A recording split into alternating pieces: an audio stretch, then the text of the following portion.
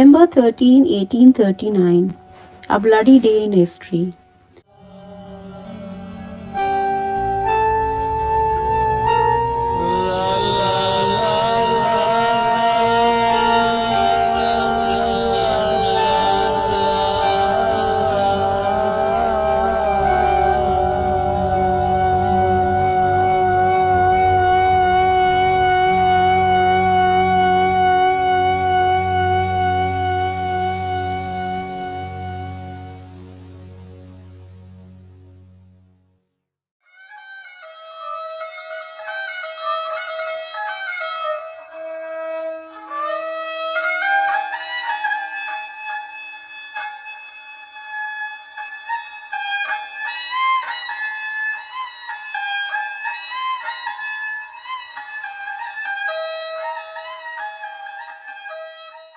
Throughout history, colonial powers have been a major hindrance to culture progression worldwide, as they drive for land and resources has fueled violent cycles leading to the development of increasingly advanced weaponry and armies. Today, the presence of 12,512 nuclear weapons globally is alarming, and it only takes between 10 to 100 such atomic bombs to bring destructive devastation to the entire world. This implies that only Pakistan, with 170 atomic bombs in its possession, possesses the power to obliterate the entire world.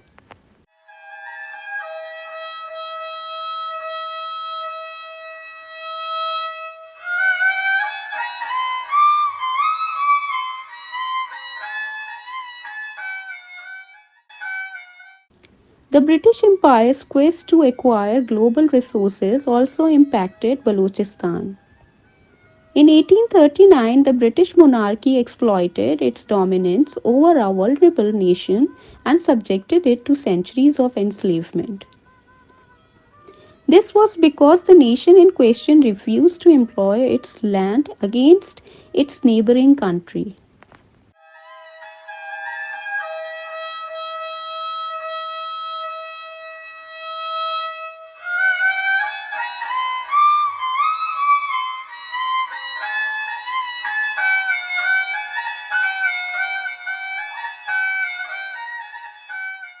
When considering the state of Balochistan in the year 1839, one would likely imagine a picture of complete backwardness.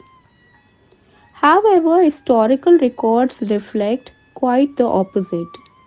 King Lal Shahid Mehrab Khan of Balochistan took the throne in 1816 as the 26th Khan-e-Baloch. Through their united efforts, the Baloch tribe succeeded in establishing the first formal Baloch state in history. The Baloch rulers referred to their government as the Balochi government to convey their independence during the colonial scrambling and great powers of the region, signifying that the Baloch people were the guarantors of supreme authority within the state. Balochistan was administratively divided into 5 provinces: Sarawan, Kach Gandhawa, Jalawan, Las, and Makuran, with districts created for sub-administration purposes. Instead of appointing chief to manage ministries, educated individuals were entrusted with these tasks, thus demonstrating the political and administrative maturity that came with generations of rule.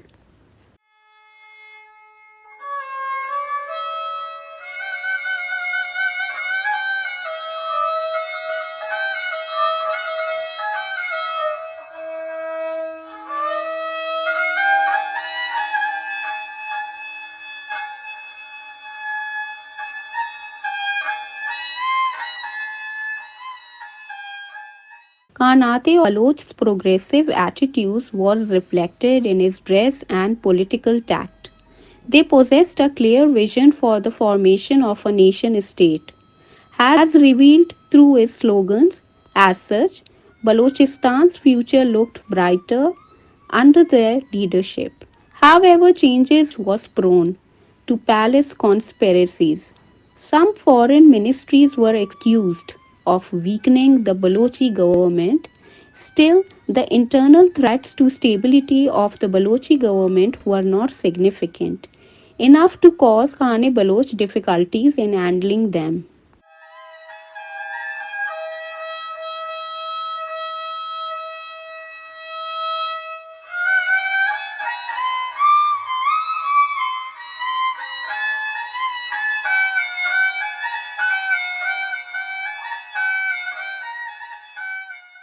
In 1834, the British decided to aid Shah Shuja of Afghanistan in reclaiming his empire.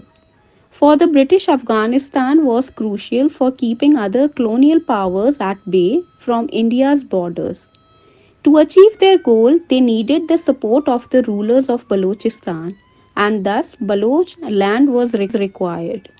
The British sent Lieutenant Leach to Kalat to solicit aid from Khane Baloch, but he declined to relinquish his land for the invasion of Afghanistan.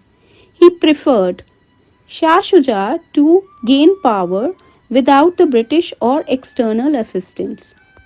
Therefore, the negotiations between Leach and Khane Baloch failed.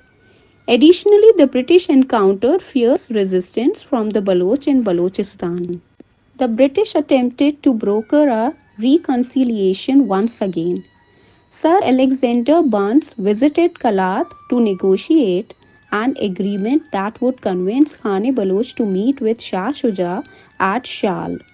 Burnes asked Khane Baloch to recognize Shah Shuja's rightful sovereignty over Afghanistan by paying him tribute at the meeting. This demand was considered an insult to the sovereignty of the Balochi government. Khane Baloch immediately rejected this proposal.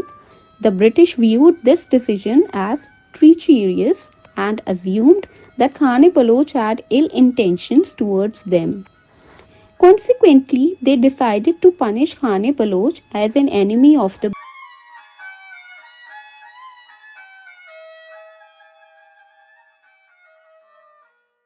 November 13, the British army besieged Alat.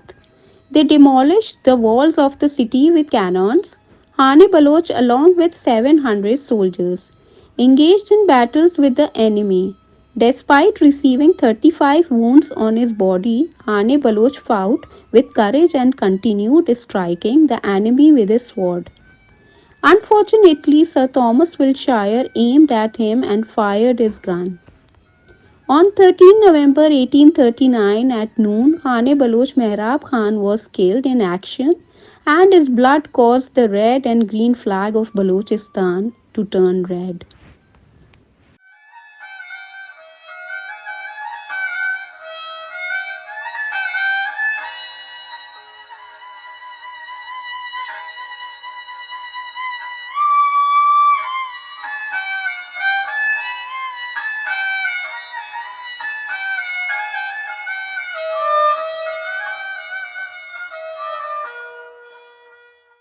During the battle, numerous Baloch fighters lost their lives, including Abdul Karim Raisani, Sardar Wali Muhammad Shahi Zai Mangal, Mir Taj Muhammad Shahi Zai Mangal, Mir Muhammad Ali Shahi Zai Mangal, Mir Fazal Muhammad, Sardar Zaman Khan Pindarani, Mir Daat Karim Chando Zai Shahwani, Mir Shehbaz Khan Nichari, Mir Badal Khan Nichari, Khan Muhammad Devar Arbab of the city of Kalat, Mir Nabi Baksh Jatoi from the Narmak Kalat area, Mir Kaisar Khan Bizanjo, Mir Shah Dost Bizanjo, Muhammad Raza Wazir Khel, Noor Muhammad Shahi, and in charge of the armory, Taj Muhammad Shagasi, Diwan Bachamal, Minister of Finance, Diwan Kem Chand, Asardas Mukhi, representing the Hindu Panchayat of Kalat, and 400 other Baloch fighters. They all became martyrs in the battle.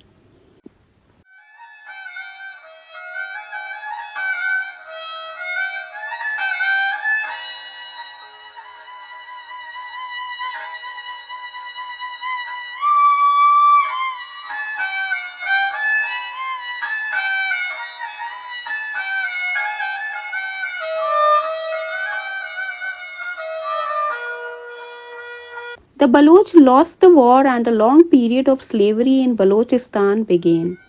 But today, despite the passage of 193 years, Baloch remember Lal Shahid Mehrab Khan with honor and respect, and he had a small army to defend a country that was scattered and sparsely populated at the time. Although the superpower won the war and punished the Baloch for not submitting, Lal Shahid Mehrab Khan's sacrifice is remembered throughout history.